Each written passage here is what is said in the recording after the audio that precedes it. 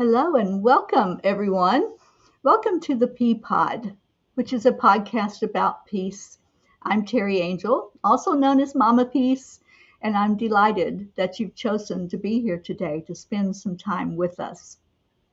Before I get into the podcast, I would just like to dedicate this particular session today to a dear friend, Jeannie Reardon. I met Jeannie in Boulder, Colorado a few years ago, and she became a dear friend.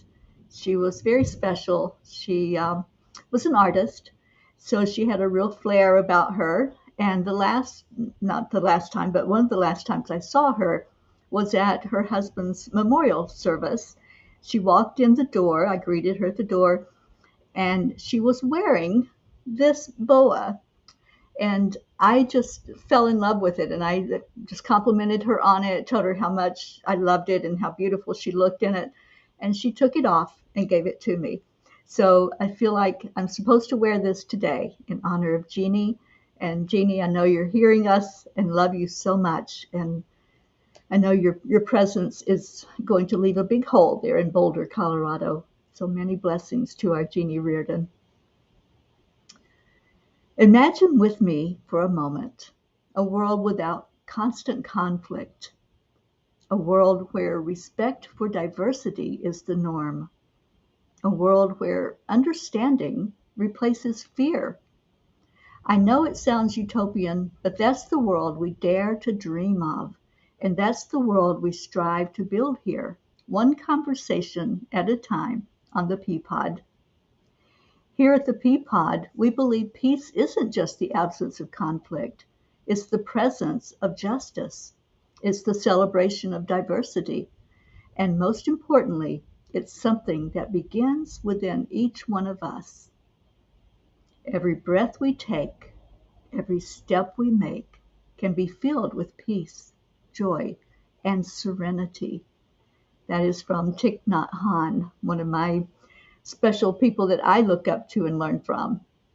I'd like to share with you the message that the angels gave me last night in meditation. Dear ones, as you walk the path to manifesting your dreams, know that challenges are not roadblocks, but instead are stepping stones. They test your determination, refine your intentions, and pave the way for growth. Embrace these challenges with grace. This is the transformation of your soul. It is the dance between your intentions and the universe's response, the harmony between your actions and divine guidance. Embrace the spirituality within you, dear ones, and harness the power of your thoughts. Let the magic of manifestation happen in every moment of your existence. So let's begin this journey of manifesting peace in our world, shall we? Here at the Peapod, we don't have all the answers, but we promise to ask the right questions. So welcome once again to the Peapod, your podcast on peace, and let's dive right in. I would like to introduce, and you all know her well, MarBeth Dunn, who is the co-founder and co-director of 10 Million for World Peace. MarBeth, thank you for being here with me today. Oh, I'm so happy to be here as always, Terry. You know, I love being here and I love peace. Absolutely. We have special guests today. The first I'm going to introduce is Lis Williams. Elizabeth Williams is a social entrepreneur, philanthropist, writer, aficionado of all things energy, and founder of All Partners.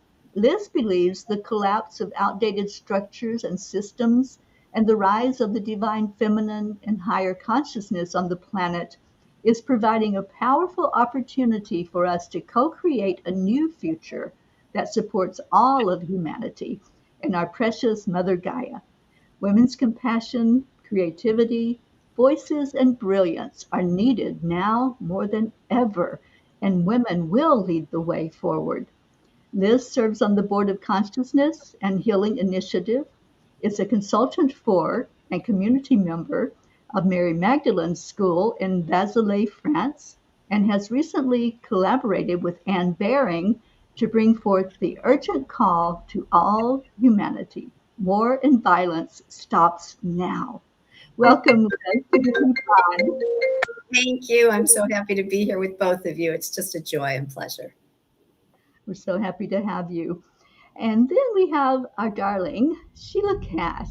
Sheila's a special friend that I've known for a few years now. And I just want to share some things about Sheila.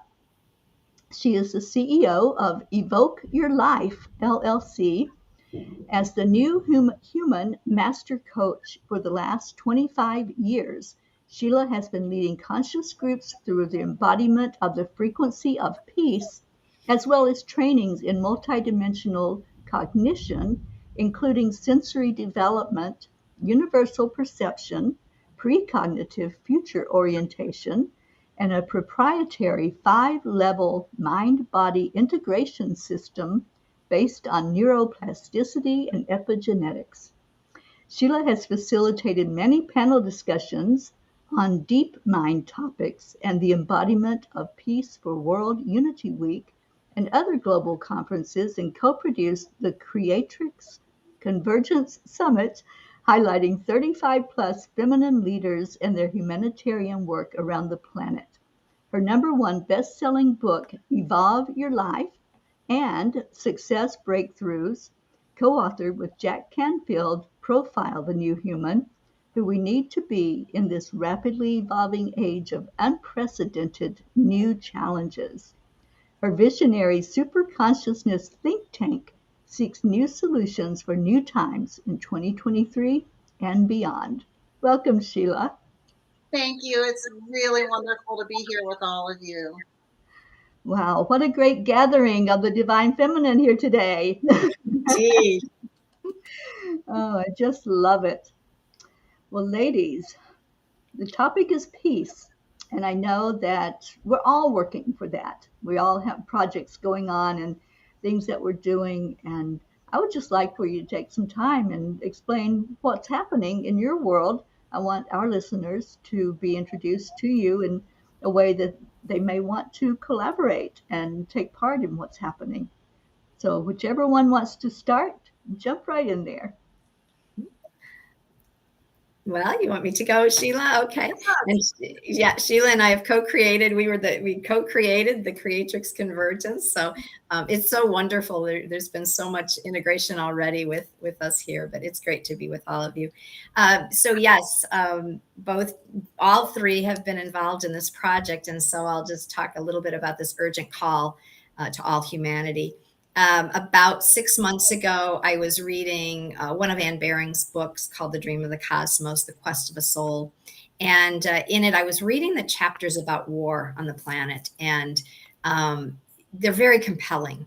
And I had remembered that we had interviewed her during the Creatrix Convergence, and I remembered that her belief was that if we could get all mothers and grandmothers of the world to say no more to war, we could end it forever. So as I was reading those chapters, I recalled that and decided to reach out to her just to ask if it had ever been tried. When I reached her, she immediately responded and said she was in the process of publishing some channeled messages that her mother had began receiving during World War II. The messages continued for 25 years, and they were very much a forewarning that if life on the planet continued in the way it was, with the development of weapons that would ultimately be our destruction, then in fact we would lose everything that we know. Her mother was in a place where she couldn't really do much about it other than take note of all these messages. But she felt that if she were to go out and say that she was receiving channelings and this was the message, they would lock her up. So she didn't do anything with them other than to take note of them. And then Anne received them upon her death.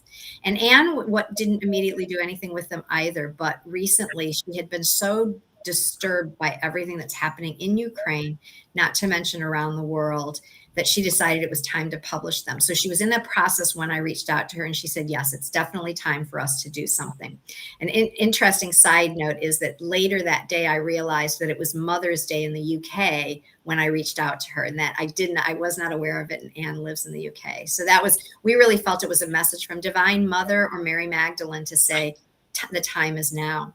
We decided to create something called the urgent call to grandmothers and mothers and grandmothers around the world, that war and violence stops now.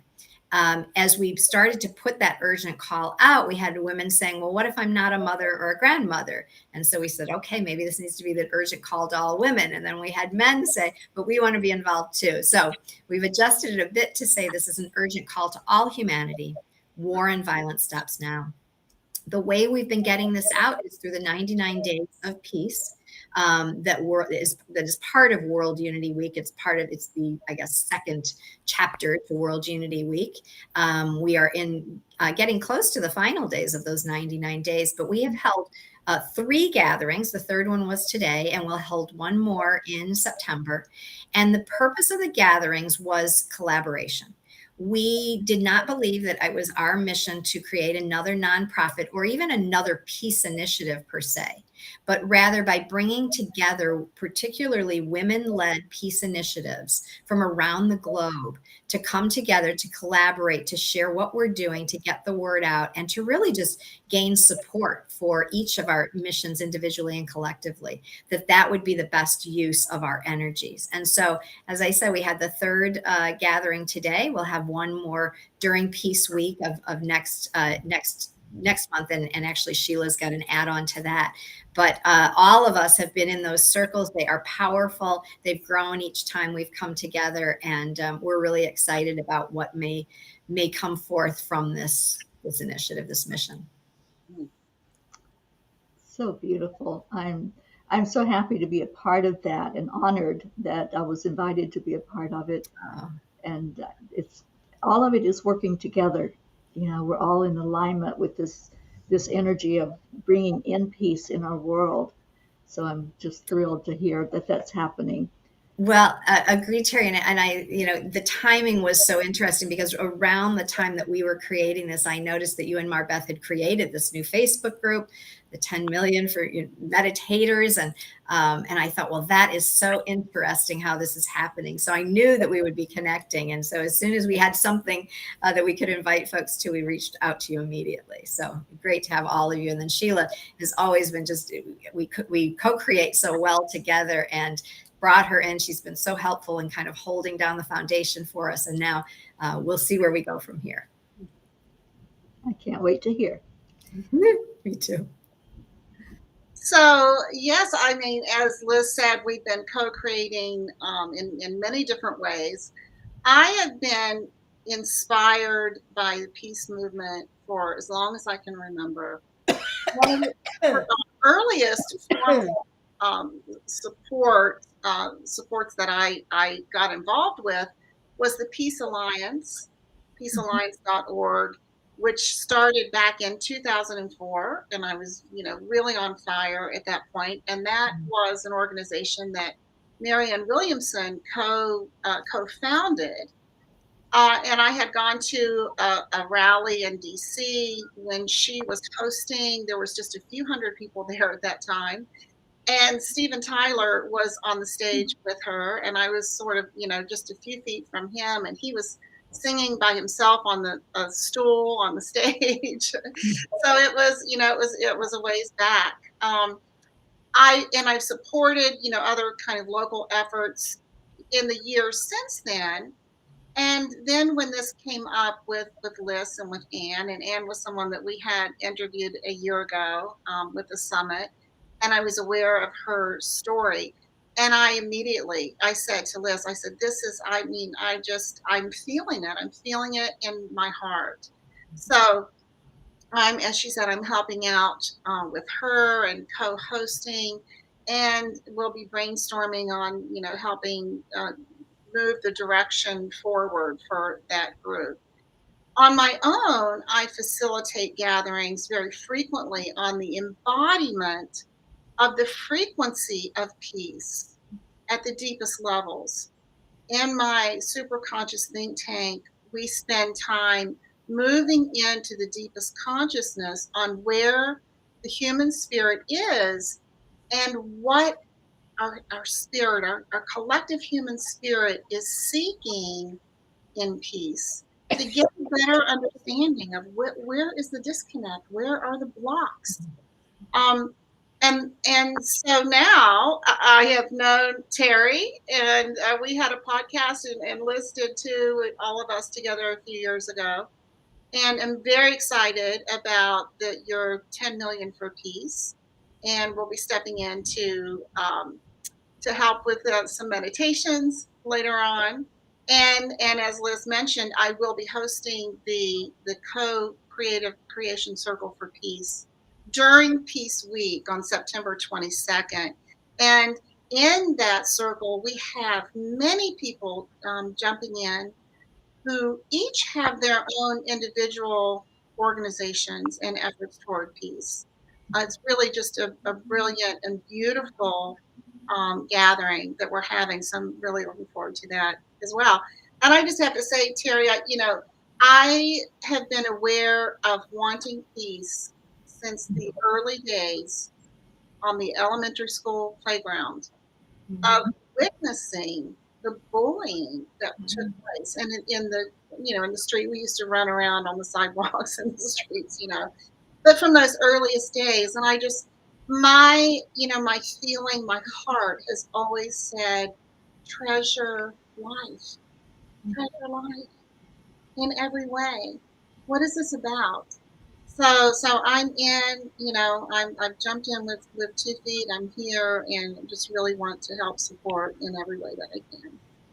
Oh, thank you, Sheila. So special, and I'm so looking forward to more collaboration with you. And you made me think there for a minute of how long I've been really focused on that energy of wanting peace in our world. And I think for me, it began with President Kennedy's assassination.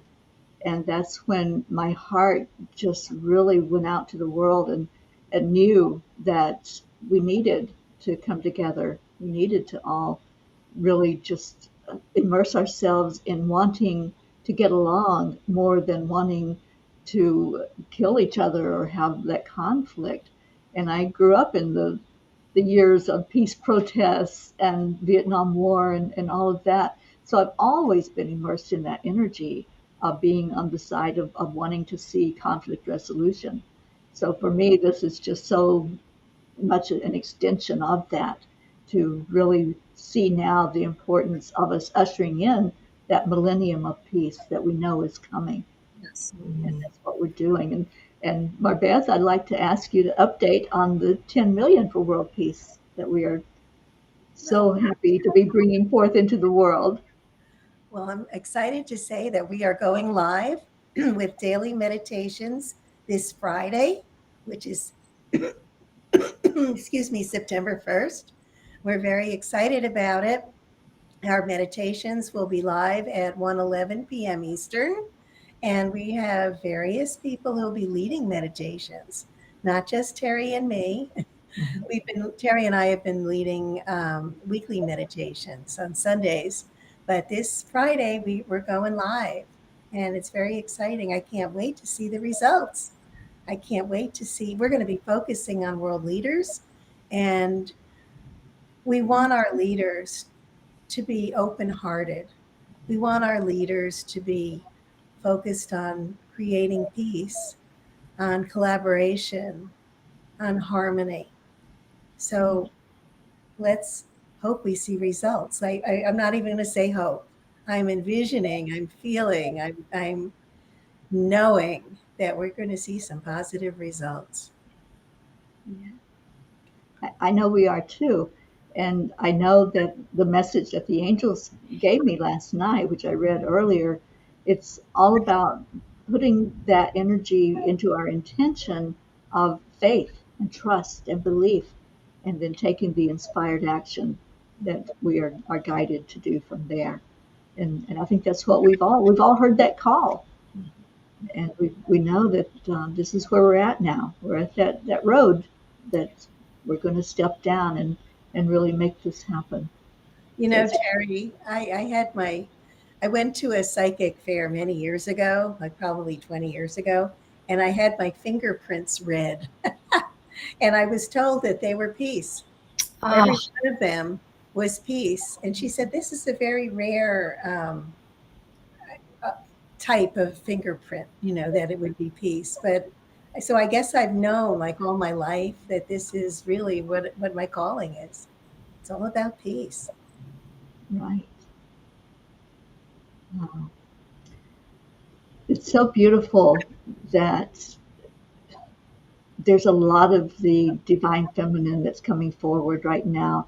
Would you all like to talk about that, Sheila and Liz especially? I know you all are real involved in getting the divine feminine gathered together with what you're involved in.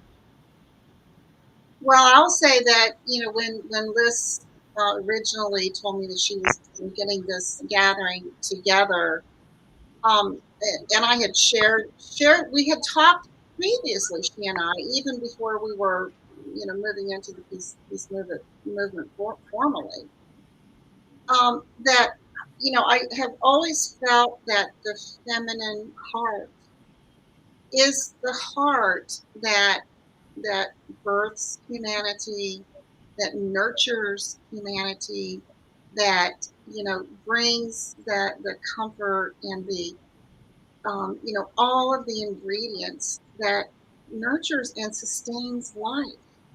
And it's not in any way to to downgrade what it is that the sacred male brings, because they do bring protection, they are providing, they bring so much. But where peace is concerned, the feminine heart has I want to say, a deeper understanding perhaps of the value of life itself.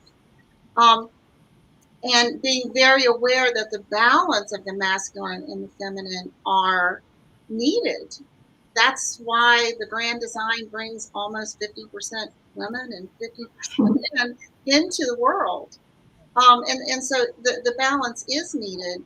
But in this particular arena, it's time, I feel that it's time for the feminine heart to stand up, to speak, to lead, and to express the value, just the sheer original value of life itself. Yeah. I've had such a devotion to the divine feminine since I heard the term. And I think what's so interesting to me is how long it took for me to hear that. And I think that's so significant. I'm sure I'm not alone with that. I grew up Catholic. I went to religious education classes year after year, went to church, all these things. And never was there a focus on the divine feminine, other than it was okay to have a relationship with our divine mother, but certainly we don't worship her. She's not on equal par. She's just, she's the feminine aspect that we're allowed to have a relationship with. So when I heard the divine feminine start to be talked about more as it was coming forth, maybe a decade ago, I immediately was drawn in and I wanted to know more about what does that even mean? And so I started to explore it, reading books, and there were tremendous women authors that were coming forth to bring this information forward. There was the finding of the Gospel of the Beloved Companion, which was Mary Magdalene's Gospel, that was finally published. And there was more information coming out about all of the goddesses worldwide that are in existence. And I think one of the most important things that happened to me was I received an oracle deck, Megan Watterson's Divine Feminine Oracle deck. And I started using it, and I was just blown away at the number of women, the number of goddesses, saints that were female and have been around forever, but never knew about them, never heard their stories. And my thought was, if every little girl on the planet received this oracle deck, the world would change. Because it reminded us of the feminine aspect that had been completely lost, and not accidentally. It was intentional. The patriarchy didn't want us to know about the depth and value of woman, because they knew the power that we hold inherently, and that was a threat. And so it was suppressed for centuries, millennia, really. And it's now coming back. And so I think, as Sheila was saying, there are feminine aspects that are so critical, and they do exist within men and women, but they've been suppressed. But that is the collaboration we've talked about, the power with, not power over, the love, the nurturing, the compassion, the caring, the kindness. All of those are feminine attributes that we really, really need to bring forth now, and to balance with the masculine. And as Sheila said, there is the sacred masculine, there is the divine masculine as well. We need to get away from any toxic feminine and toxic masculine, and focus on the divine aspects of the masculine and feminine.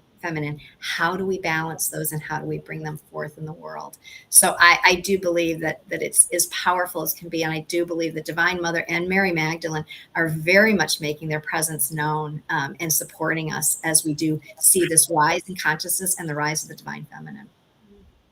And I'd love to add, just follow on with that, Liz, that we see a trend on the planet, within humanity, of the feminine aspects rising now, more than since we have known of. Now, this has occurred probably at different times in our human history, but we can see that the feminine aspects are coming into business, even into the home. There are many men. When I was raising my kids, there were a number of men that were at home raising the children, while the women were working and traveling around the world. In business, there are many more feminine aspects coming in, where, for example, the organization may be more circular, more peer oriented, rather than hierarchical, and in other ways. So we are seeing the feminine aspects organically rising in many different sectors of life, and that is for all genders. And I like to say now too, and it's not only the masculine and the feminine, but there are many other genders that are rising up to be recognized. And so I just say, the feminine is coming up in all genders now, which is good. And we are seeing a difference, but it's, we have a long way to go. Yeah. MarBeth, do you want to weigh in on that? Yeah, I totally believe it's a sacred mission. It seems like with the dawning of the age of Aquarius, it became the time of the divine feminine. That's when things started to shift. The pendulum is definitely swinging back towards the feminine. 2,000 years ago, it suddenly became very masculine oriented, but for thousands of years before that, it was mother goddesses that were basically in the forefront of humanity. And so I think it's just really so beautiful that, yes, the feminine is coming back, but it will bring in a divine balance. Yeah, I feel like that's where we're headed, is that balance. And I've seen it coming for at least a decade now. There's been more emphasis on the divine feminine. So Liz, you recently spent some time in France and learning more about Mary Magdalene.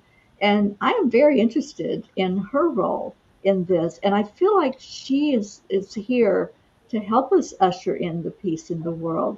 Can you share what you think about that? I absolutely agree. And she is so present. So many are hearing messages from her throughout the globe. But yes, I was at the School of Mary Magdalene in Vézelay, France, which is a community I've joined, a spiritual community I've joined. Met Anna and Petra, actually, who founded it a couple of years ago, but we interviewed them as part of our Creatrix Convergence as well. And so when I was able to spend a little bit more time with them, I was really, really drawn to what they're bringing through. I mean, they have essentially opened the channel for her wisdom, as well as many others, to pour through. And they are located in Vézelay, France, and they do retreats there. And so I was able to spend a week in this beautiful, the land is holy, absolutely. And the powerful messages that are coming through while we were together, the ceremonies that we held. It was just absolutely beautiful. But I do believe that Mary Magdalene her message is peace and more. I believe it is a remembering, because you can imagine, the stories that we know when you think about when she was here embodied 2,000 years ago, and the stories of she was the apostle of the apostles. Like, she was the one, because Jesus said she was the one who knows the all. Now, we've never would have heard that story, right? And there was actually jealousy from the men because of their relationship. And they were betrothed. We would never be told that there were children. And so all of it, it's almost as if she's coming back and saying, please tell the truth about my life and who I am and how we are together in this. I mean, we are similar. And so she is the model of the divine feminine that was so suppressed. And now she says, it is time not only for me to rise, but for all women on the planet to rise. And I believe the message is that peace can be restored when that happens. But if that doesn't happen, it can't be restored. We need that balance to return. We need the voice of the feminine to do this. So I just feel, and I know many others do feel, such a presence of her, and a reminder of perhaps our role in previous lives as priestesses of the Magdalene Order, priestesses of Isis. All of the School of Mary Magdalene in Vézelay is considered a modern day mystery school. And what that means is, when in Jesus' time, the mysteries were passed on through these mystery schools. So not everyone could be a part of that because they had to have pure intentions. But this was how all the truths were passed on. And now the opportunity is happening again for us to go through these schools, to be taught of the true mysteries, not what was fabricated, not the stories that we were told, but the real truths. And the truth is how we actually manifest peace on earth. But it really, it's a commitment that we make, and a belief system that we adopt that says, yes, I believe that this is the truth, and I want to be part of this, and I want to remember fully and know what my sacred mission is on the planet. So beautiful. And I know that I have become more aware of her presence over the last decade, especially. And I'm very interested in hearing more about her leadership and how she's working with us for peace. And speaking of the divine feminine, Sheila, you worked under or with Barbara Marx Hubbard, and you actually are doing teachings now based on your learning from her. And would you talk about that some, about the new human and what you're bringing forth for us as continuation of Barbara's work? Yes. And it's so interesting because when I discovered conscious evolution, which really just means, a quote from Barbara as a way of describing the field of conscious evolution, is that we are the generation that we know that we can evolve by choice rather than by chance. So that, in the centuries previously, collectively, we were mostly evolving by chance. We're fixing problems, we're moving along, but now we're more conscious than ever before. So it's so interesting, the synchronicities of the universal energies that will direct you. Because the work that I've been doing over the years in sensory development and in the interdimensional channeling and communication, kind of reaching out wider to see what else was there, what kind of wisdom was really available, it led me to her classes many years ago, probably 15 years ago. And when I heard this, as an evolutionary, I said, well, that's that's what I am. That's what I've always been. I just never heard a name for it before. And it's somewhat difficult sometimes for people to kind of grasp the idea of that we are channeling the evolutionary impulse. So, the evolutionary impulse is just that impulse that it keeps all of life moving along. It keeps our hearts beating. It's that spark of energy, that there's an energy, a universal energy that keeps everything coordinated and growing and expanding and moving along. Um, so when I mentored with her personally a few years before she passed at the age of 80, I believe it was 89 and a half, Mhm. um, I was most interested in what I was calling at the time the new human. And I had been working on that for some years. And of course, she um, had been thinking of this and writing about it for a long time. She used the term Homo universalis. Eventually, she added Homo amore universalis. And now we're hearing about the metahuman. Deepak Chopra wrote a book about the metahuman. We are hearing future human. Anna Lou Smithman is in Jean Houston, who we also interviewed last year, and whose work we are promoting in the Co-Creation Circle for Peace, using the term future human, omni-human, and all of them mean the same thing. And it really is about who do we need to be now? Now that life is changing so dramatically, so rapidly, even in the last few years, the last 5 years, the last 10 years, but even almost now from day to day, life is very different than it has ever been before. And so it just means really exploring who do we need to be? What are those capacities and skills that we need to develop now? And how far, now that the idea of quantum and the field of quantum reality, quantum mechanics has made its way up to, I don't know if mainstream is the right word. In my world, it's mainstream. I don't know about the rest of the world. But it's much more commonly heard of. And in the quantum field, which is a reality, it's science, it's hardcore science. There are other dimensions. I say, the word dimensional, interdimensional doesn't have to be that scary. If you think about um, when you're visioning to do something in the future, even if it's going to the grocery store next week, the future is another dimension. When you're having a memory of the past, when I think about myself on the playground, in elementary school, the past is another dimension. So it's that simple. But there are many, many dimensions, and so there's much more possible now. And that's what the new human is all about.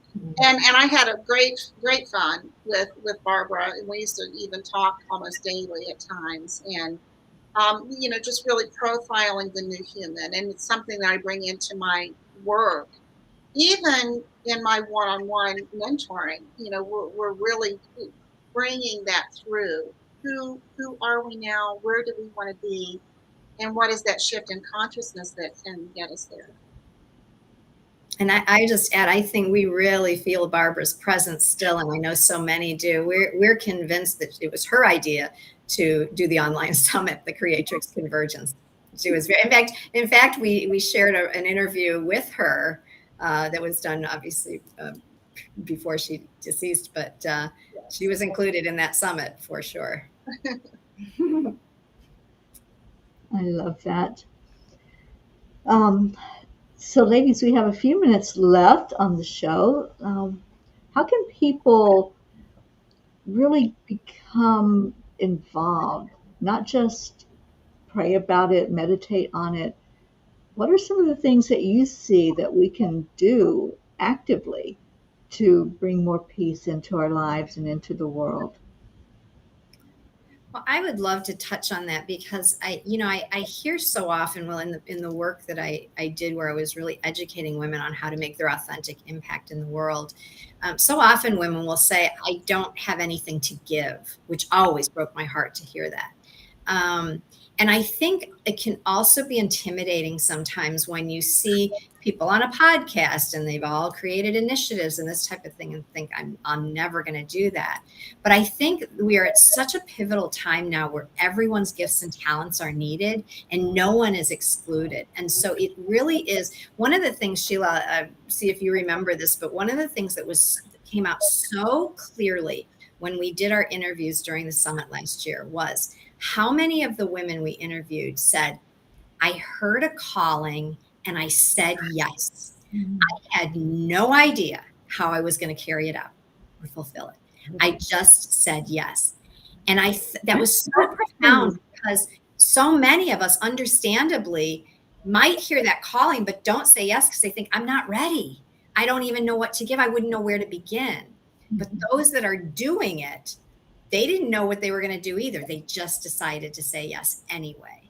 So right now, for example, with what we're co-creating in this circle of co-creating peace, anyone is invited. Everyone is invited to come in, listen to the various initiatives that are out there. Don't think that you have to start a nonprofit. As I said, we have, I hate to say it, but too many nonprofits, particularly in the United States. We have so many.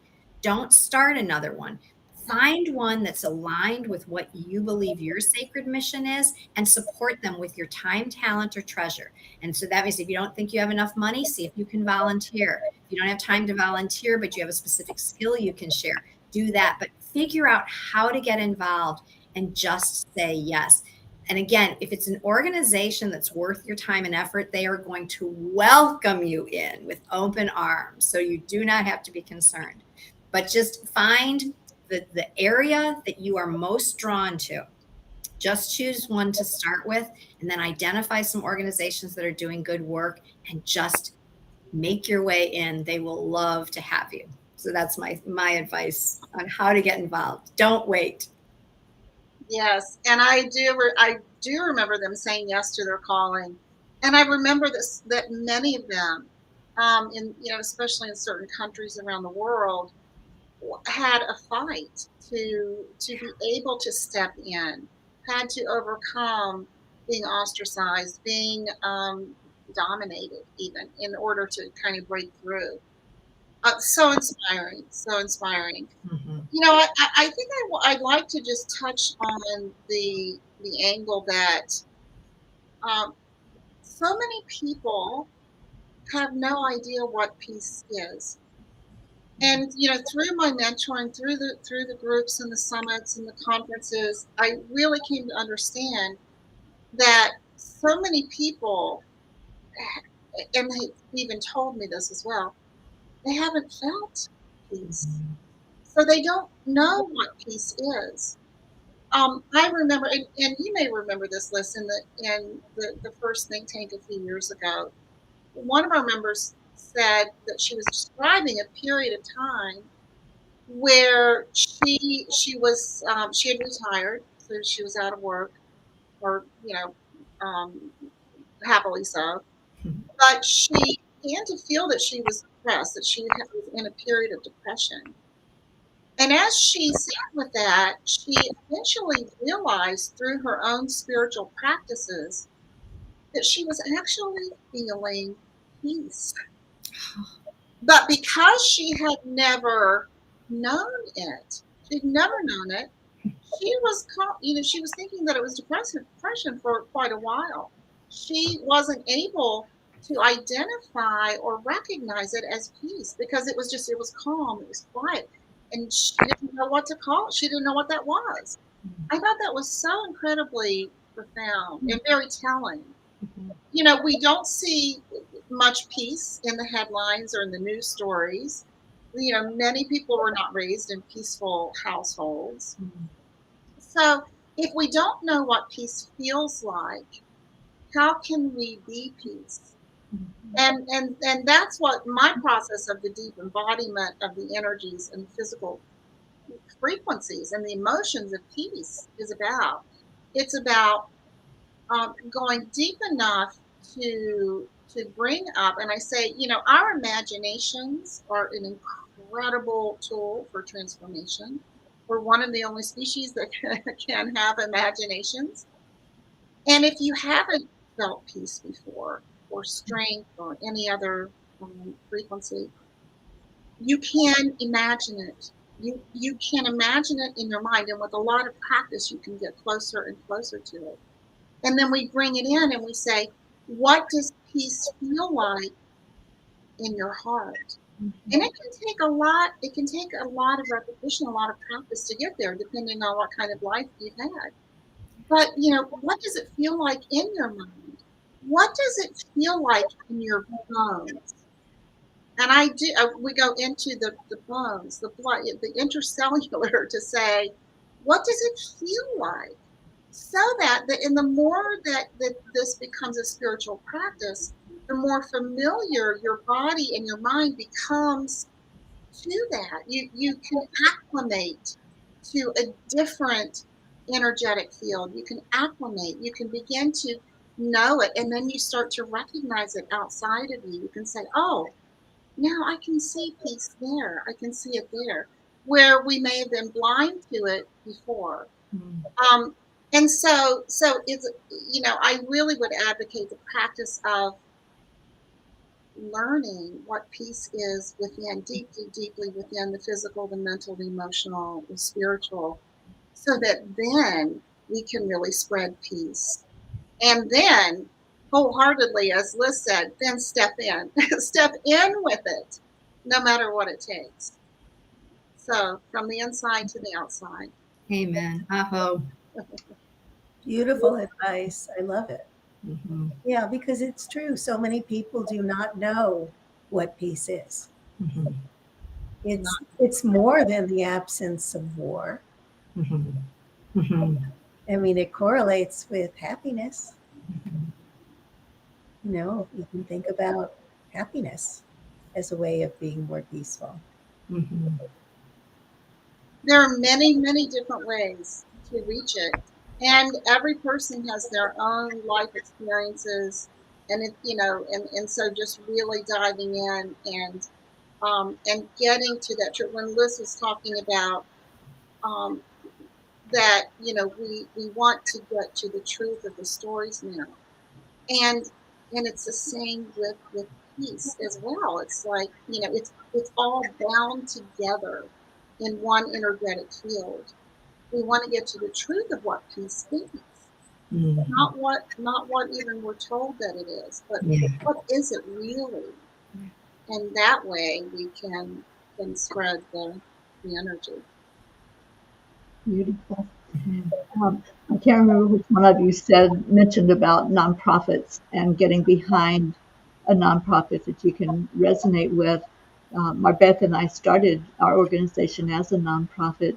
And MarBeth, do you want to share Dr. Sean O'Leary's concept of how people can get involved in helping to make this a reality?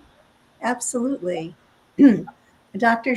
Father Sean O'Leary is a wonderful Irish priest who spent probably a decade and a half in Swaziland in Africa, wrote his first book in Swahili, and his website is spiritsinSpacesuits.com. Mm-hmm. He's quite an interesting person. He's also a mathematician. He had a degree as a mathematician.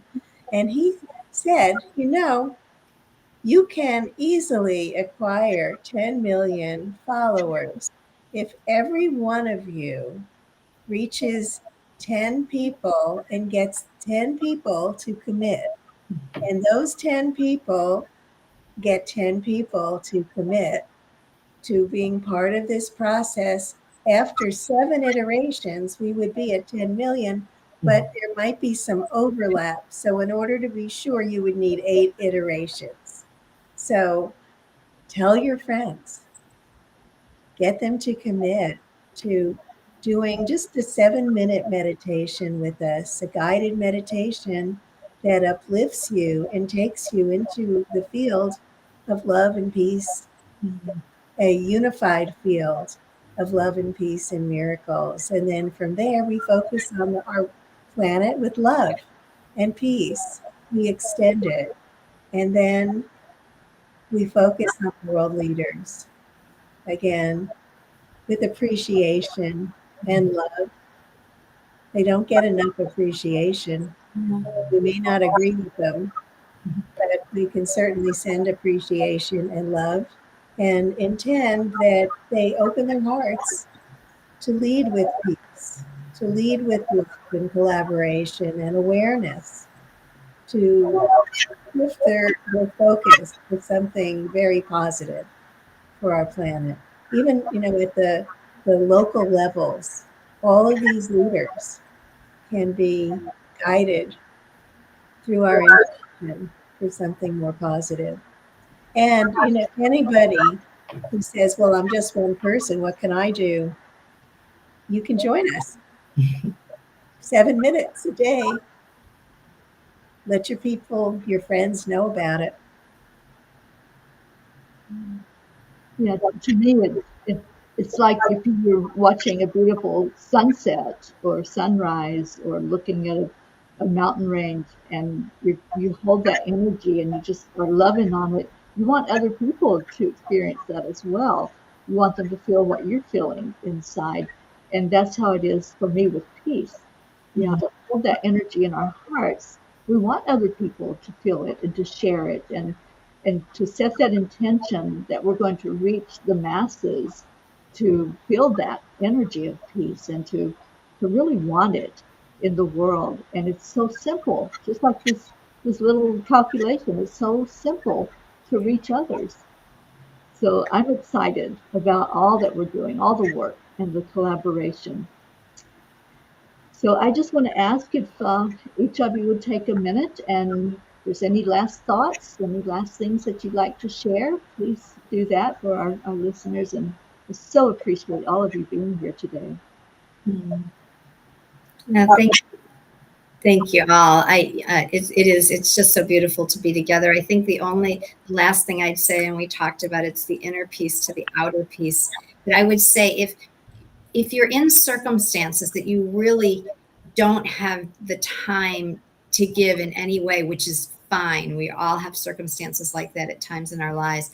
But what you can do is go within and is find that peace within your own heart. And when you do that, it will shift everything, not only in your own life, but in the world, in your family. You'll see it in your communities and in the world. So know that that's the beauty of this. And I love also just this idea of meditating as well. It's free, it's easy, you can do it anytime.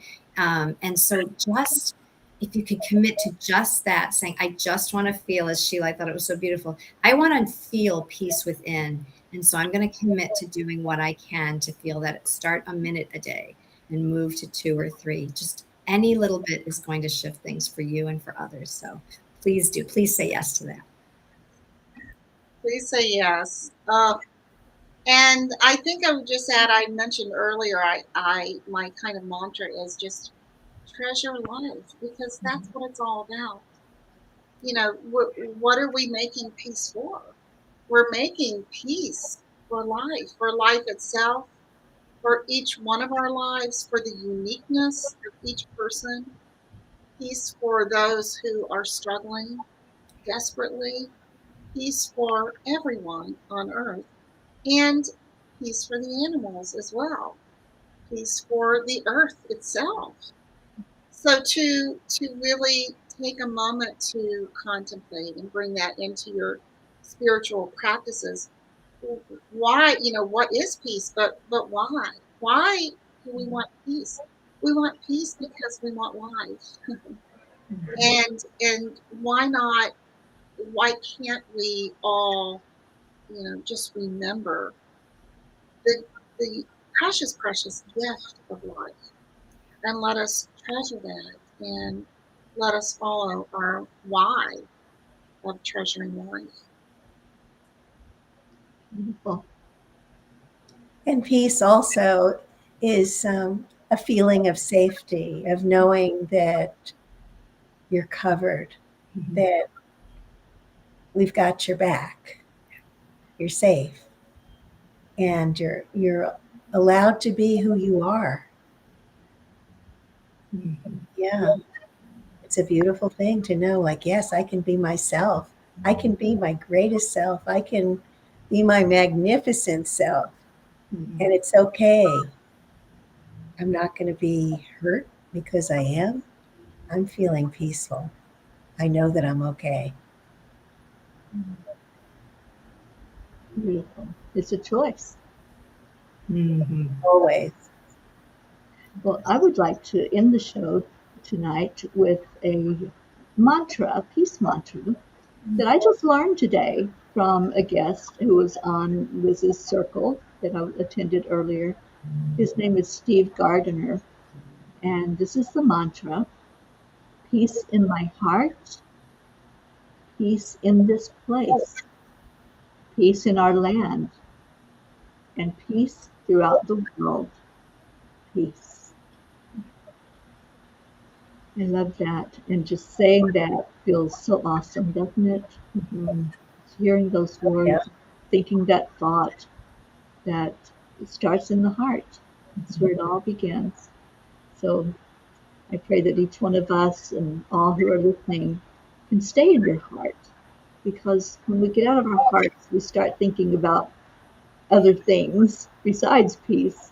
But if we stay in our hearts, that's where true love is, pure love. It's unconditional. And then we know that we can reach that place of peace. Thank you. I appreciate every one of you being here today, and our listeners that were joining in. Thank you for watching, and hopefully you'll share this out because the energy was so beautiful today, and I want everyone, as many as possible, to be able to enjoy it. So I appreciate you all. Thank you very much for being here with us on the Peapod. We'll be back next Tuesday, and don't forget, September 1st at 1:11 p.m. Tune in. MarBeth will be leading the guided meditation. Only 7 minutes out of your day. Come in and join with us to really change the world. That's what we're doing right now. We're bringing change into the world. So we love you, we thank you, and we bless you. And we wish you a good night. Bye, everyone.